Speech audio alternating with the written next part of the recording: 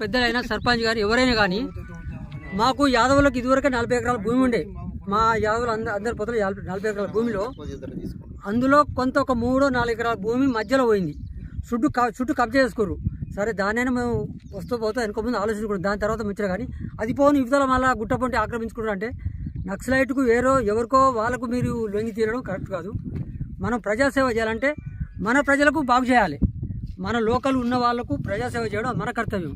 కాబట్టి మన ఊర్లో ఎవరైనా వాళ్ళకు సహకరించిన వాళ్ళు అది కరెక్ట్ కాదు. మన ఊరు గ్రామస్తులు ఎవరైనా ప్లస్ వాళ్ళకు మీరు సహకరించడం కరెక్ట్ కాదు. మన పేదోళ్ళు మన దాంట్లో ఎందరో ఉండు. మన ప్రజాసేవ చేయదలుచుకుంటే మన వాళ్ళకు మనం సహకరించుకుందాం.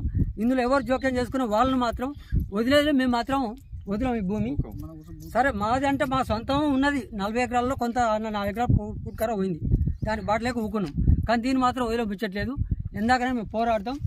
దీంట్లో ఎవరు ఇచ్చినా మేము మాత్రం వదిలాము. దీన్ని మాత్రం మేము ఇక్కడ ఉన్నటువంటి భూమికి 24 ప్రతి సంవత్సరం ఆటలు ఇస్తున్నాం.